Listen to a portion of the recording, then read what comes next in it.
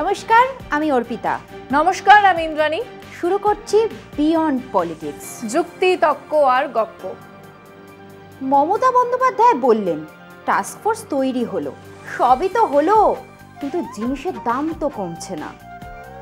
হ্যাঁ, সবজি পাইকারি বাজারে কিছুটা হলো দাম কমেছে, কিন্তু শহর মফস্বলে খুচরো বাজারে এখনো অগ্নিমূল্য সবজি আনাজ। তার মানে কি প্রশাসন কথা শুনছে না, নাকি বাজারের বিক্রেতারা কথা শুনছে না? দুটোই। প্রশাসনের যতটা করার ততটা করা হচ্ছে না, আর বিক্রেতাদের একাংশ মনে করছে যে হঠাৎ কামিয়ে নেবার একটা রাস্তা। মানুষ বুঝতে চাইছে প্রশাসনের গাফিলতিটা কোথায়, তারা কাজ কেন করছেন না। আসলে আমাদের দেশের বাজার আর মূল্য নির্ধারণ রাম ভরসে। ধর 50 টাকার চিপসের প্যাকেট, তার মধ্যে 2 টাকারও আলু নেই, কিন্তু সেই টাকাতেই বিকোচ্ছে। যে খাওয়ার সে খাবে, চিপস তো সবাই খায় না। হ্যাঁ, ঠিক কথা, কিন্তু চিপসের প্যাকেটের দামটা তো লেখা থাকে, কৃষকদের তো সেই দামটাও লেখা থাকে না। হ্যাঁ, কারণ যেবার বেশি ফলন হবে চাহিদা কমবে, দামও কমবে, কিন্তু ফলন কম হলে দাম বাড়বে। হ্যাঁ, সেটাই প্রথম সমস্যা। মানে যদি চিপসের প্যাকেটের দাম 50 টাকা, সেখানে যে তৈরি করেছে ডিলার, ডিস্ট্রিবিউটর, খুচরো বিক্রেতা, প্রত্যেকের কমিশন বাধা, কিন্তু চাষি অথবা খুচরো বিক্রেতার কোনো দাম বাধা নেই। কাজেই দাম অনিয়ন্ত্রিত, বাড়বে কমবে।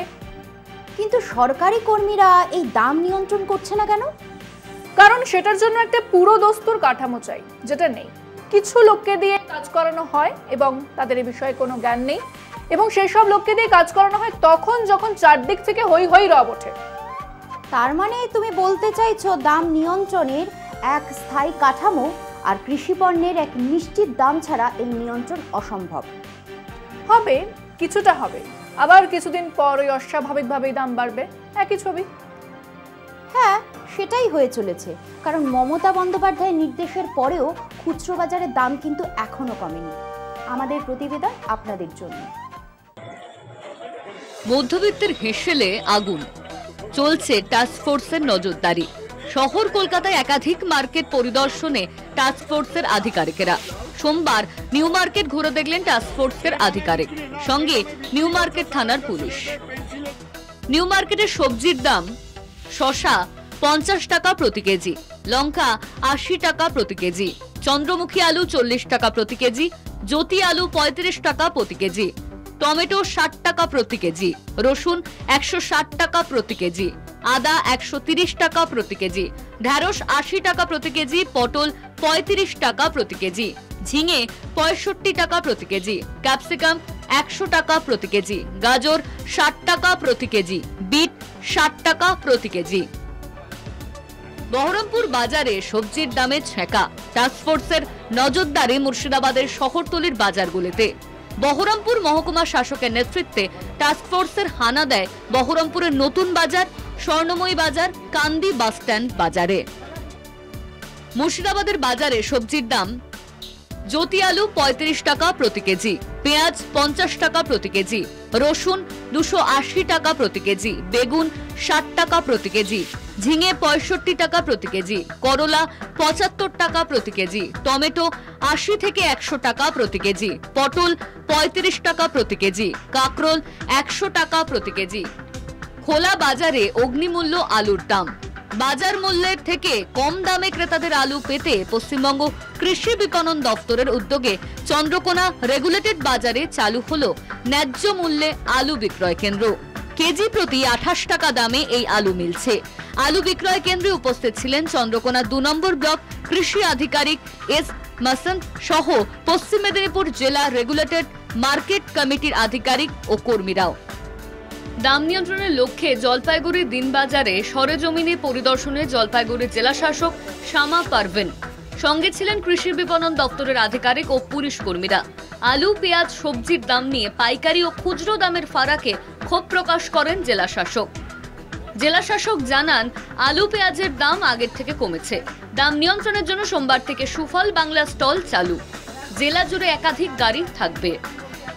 মুখ্যমন্ত্রীর হস্তক্ষেপের পর দাম নিয়ন্ত্রণে প্রশাসনিক তৎপরতায় আশাবাদী আমজনতা। সবজির দাম কমার অপেক্ষায় রাজ্যবাসী। কলকাতা টিভি। রাজ্যপাল তো মানহানির মামলা করেছে, সেই নিয়ে তো হুলুস্থুল। তাই নাকি? আমাদের রাজ্যপালের মান আছে?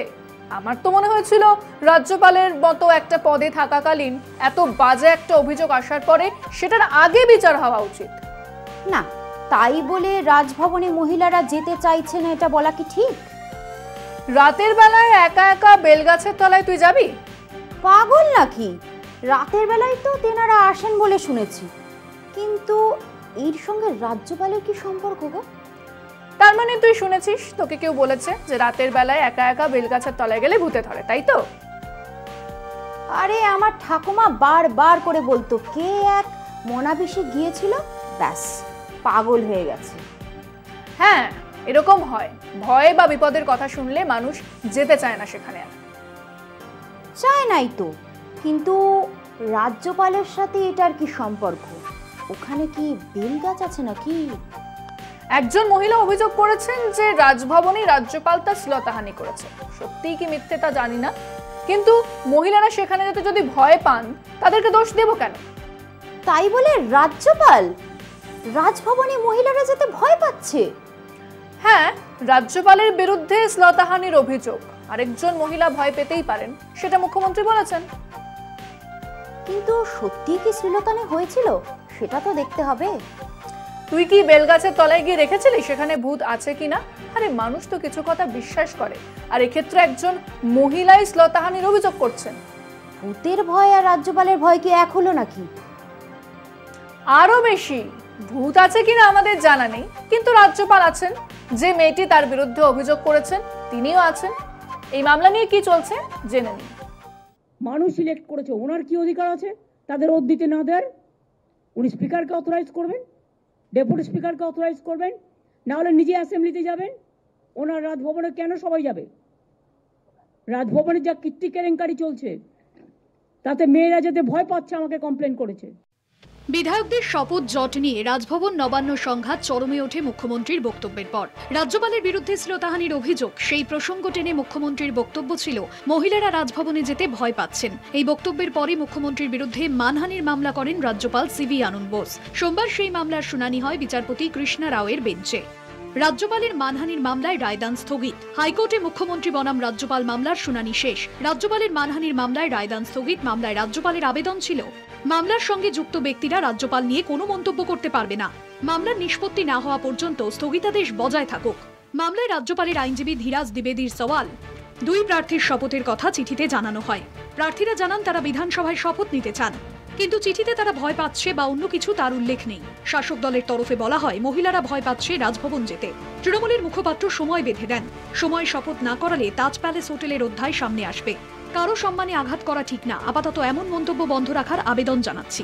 মমতা বন্দ্যোপাধ্যায়ের আইনজীবী সৌমেন্দ্রনাথ মুখোপাধ্যায়ের পাল্টা সওয়াল, মমতা বন্দ্যোপাধ্যায় সরাসরি এই কথা বলেননি। রাজভবনের ঘটনায় মহিলারা অভিযোগ জানিয়েছেন বিধায়করা ভয় পাচ্ছেন রাজভবনের শপথ নিতে। এই অভিযোগের কথা মুখ্যমন্ত্রী তুলে ধরেছেন। মুখ্যমন্ত্রীর বক্তব্যের বিরোধিতা কোনো মহিলাও করেননি। অভিযোগকারিনীর বক্তব্য মুখ্যমন্ত্রী তুলে ধরেছেন, সেখানে তার বিরুদ্ধে কি করে মানহানির মামলা দায়ের করা যায়।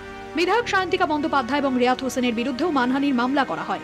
সোমবার আদালতে সায়ন্তিকা বন্দ্যোপাধ্যায়ের আইনজীবী জয়ন্ত মিত্র সওয়াল করেন, সংবাদ মাধ্যমে প্রকাশিত খবরের দায়িত্ব সায়ন্তিকার উপর বর্তায় কিভাবে? কি করে সরাসরি মানহানির অভিযোগ ওঠে? রাজ্যপালকে চিঠি দেওয়া হয়েছিল সম্মান জানিয়েই। সংবাদ মাধ্যমকে দেওয়া সায়ন্তিকার বক্তব্য ছিল শপথ নিয়ে প্রশাসনিক মন্তব্য, সেখানে মানহানির মতো কিছু ছিল না। এদিন মামলার শুনানির এখতিয়ার নিয়ে কুণাল ঘোষ নতুন আবেদন করেন। এই আবেদনের প্রেক্ষিতে হলফনামা জমা দিতে নির্দেশ আদালতের। কলকাতা টিভি। একটু অন্য প্রসঙ্গে আসা যাক। ট্রাম্পের উপরে যে ছেলেটা গুলি চালালো সে যে কেনই কাজটা করলো কে জানে। হ্যাঁ, ছেলেটা তো মারাই গেছে, কিন্তু বেশ কিছু কথা বেরিয়ে আসছে।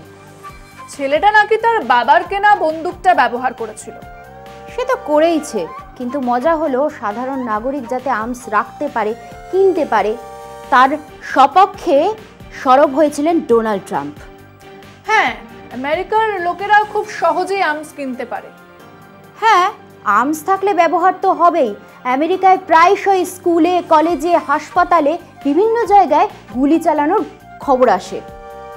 একদম। আর তার সঙ্গে এই ছেলেটি, যাকে ক্লাসে তার বন্ধুরা খেপাতো, একলা থাকতো, তার কোনো বন্ধু ছিল না।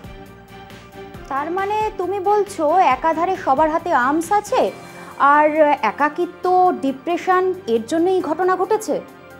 ছেলেটি মারা গেছে এবং এই রহস্যের পাঠ কখনো উদ্ধার হওয়া সম্ভব কিনা জানি না, কিন্তু 3 দিন হয়ে গেল কোনো ক্লু নেই। কিন্তু ওদেশের অনেকেই বলছে নাকি টিনেজারদের একাকিত্ব, ডিপ্রেশন সাংঘাতিকভাবে বেড়েছে। হ্যাঁ, সম্ভবত এক্ষেত্রে সেটাই ছিল কারণ।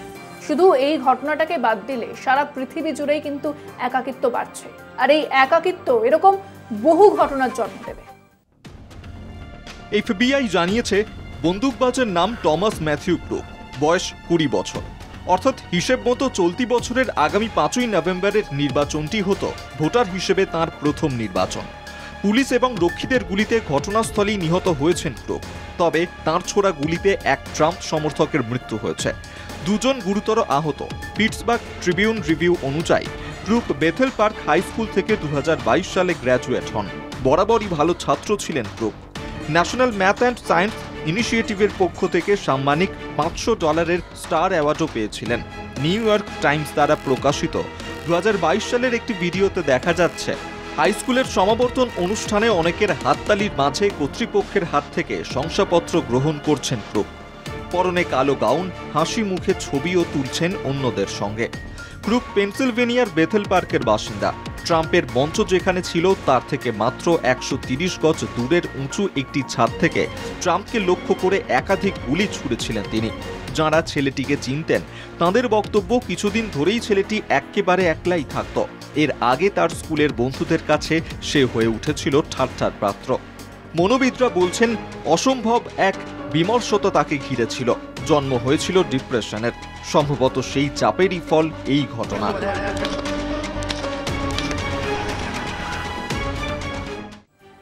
আজ সময় শেষ। আগামীকাল আবার হাজির হব বিয়ন্ড পলিটিক্স, যুক্তি, তর্ক আর গপ্প নিয়ে। আমিও হাজির হব আমার জবাব নিয়ে। কিন্তু শেষ করার আগে বলি, আমাদের এই অনুষ্ঠানে যারা থাকতে চান 30, 40 অথবা 50 সেকেন্ডে একটা ভিডিও করে আপনাদের বক্তব্য পাঠিয়ে দিন আমাদের হোয়াটসঅ্যাপ নাম্বারে, আমরা দেখাবো সেটা। ফোনটা হরিজন্টালি কাউকে ধরতে দিন, রেকর্ড করুন, ভিডিও পাঠিয়ে দিন। ভিডিও যেন 50 সেকেন্ডের বেশি না হয়। আজ চললাম, নমস্কার।